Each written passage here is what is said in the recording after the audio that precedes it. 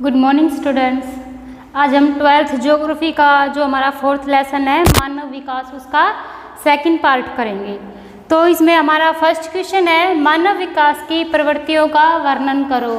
कि जो मानव विकास की जो प्रवृत्तियां हैं वो कौन कौन सी है। तो इसमें बताया है कि मानव विकास की दृष्टि से परिवर्तन की दो प्रवृत्तियां बताई है। एक होता है देश को पतन की ओर, दूसरा होता है देश की उन्नति की ओर।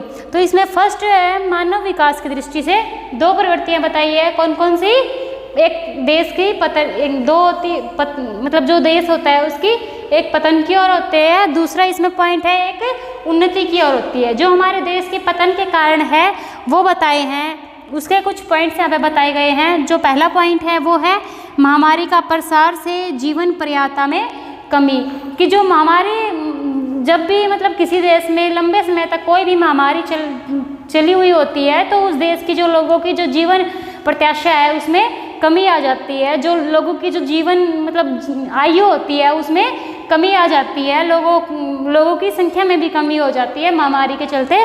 तो वो भी उस देश की जो पतन है उसकी ओर अग्रसर होने का एक प्रमुख कारण है। कि अगर महामारी होगी तो उस देश की जो जनसंख्या है उसमें बहुत अधिक जो जीवन की प्रत्याशा है उसमें कमी आ जाएगी, लोग उस महामारी का शिकार हो जाएंगे, जिससे उस देश का पतन, वो देश पतन की ओर अग्रसर हो जाएगा। और इसमें सेकंड कारण बताया है युद्ध व अराजकता।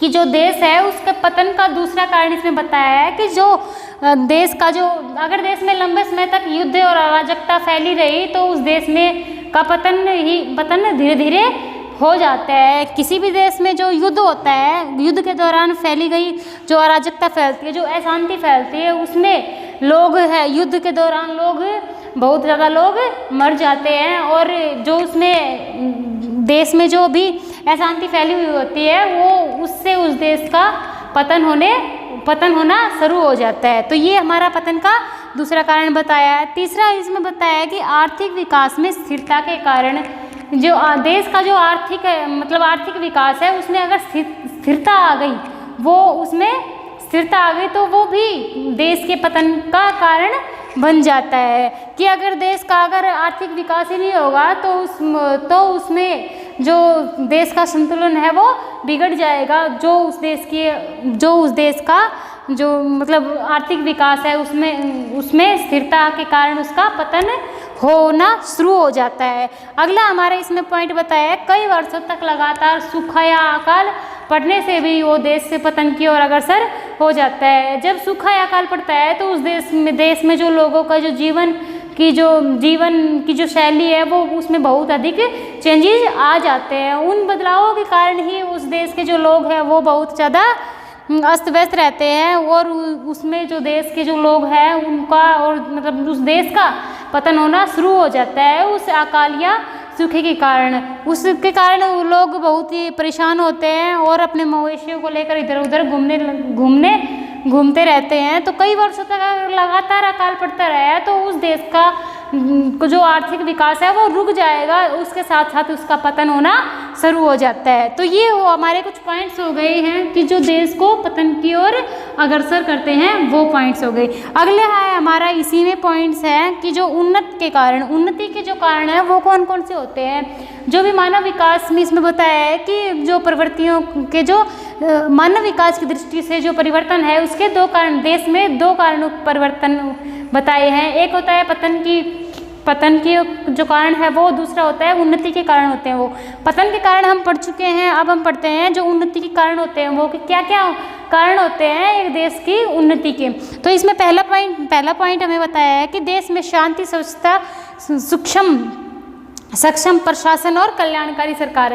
किसी देश में अगर शांति व्यवस्था होगी तो और उसके साथ साथ जो प्रशासन है वो सक्षम होगा, उसमें कल्याणकारी सरकारें होंगी, लोगों के हित, जो भी उसके जो नियम कानून बनाएंगी, जो नीतियां बनाएंगी वो लोगों के हित में होंगे। तो उस देश की जो आर्थिक विकास है वो लगातार उन्नत की ओर बढ़ता जाएगा, उस देश की जो विकास है वो होता चला जाएगा। दूसरा है हमारा सभी वर्गों का समान अधिकार। जो भी हमारे जो देश के किसी भी देश के जो लोगों को जो अधिकार मिले हुए होते हैं वो समान रूप से उनका वितरण होता है, समान रूप से वही लोग अपने जो अधिकारों का उपयोग करते हैं। तो उस देश का जो आर्थिक विकास है वो उन्नत होता जाएगा और वो देश उन्नति की ओर अग्रसर होता चला जाएगा। अगला हमारा पॉइंट है आर्थिक विकास है प्रति व्यक्ति आय में वृद्धि।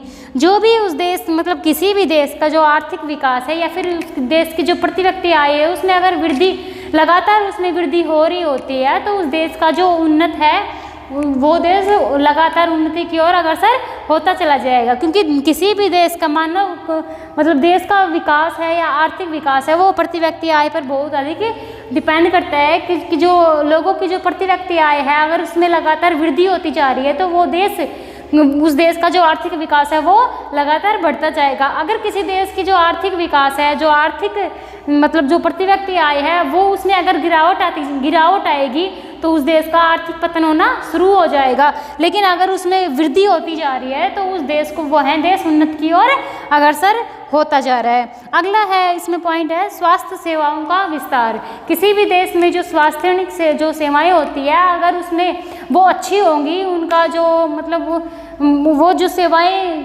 स्वास्थ्य की जो सेवाएं प्रदान की जा रही होती है अगर वो अच्छी होगी तो उस देश का जो विकास है वो भी बहुत उन्नत की ओर अग्रसर होता चला जाएगा। क्योंकि अगर जो भी व्यक्ति है उसका स्वास्थ्य अच्छा रहा तो वो अपने जो उन्नत है अपने या फिर अपने आस पड़ोस में अच्छे से कार्य कर पाएगा, अच्छे से अपने जीवन का निर्वहन कर पाएगा, जो भी अपने दायित्व है उनको अच्छे से निभा पाएगा। स्वास्थ्य अच्छा होगा तो वह अपनी सभी क्षेत्र में अपना योगदान अच्छे से दे पाएगा। उसकी जो सोच है वो भी सकारात्मकता होगी एक स्वस्थ व्यक्ति की। तो ये स्वच्छता सेवाओं जो विस्तार होता है वो भी बहुत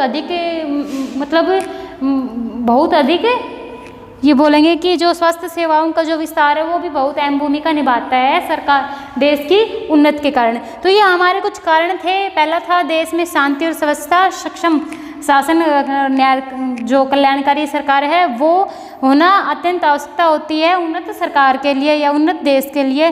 दूसरा हमारा पॉइंट है सभी वर्गों का समान अधिकार होना चाहिए।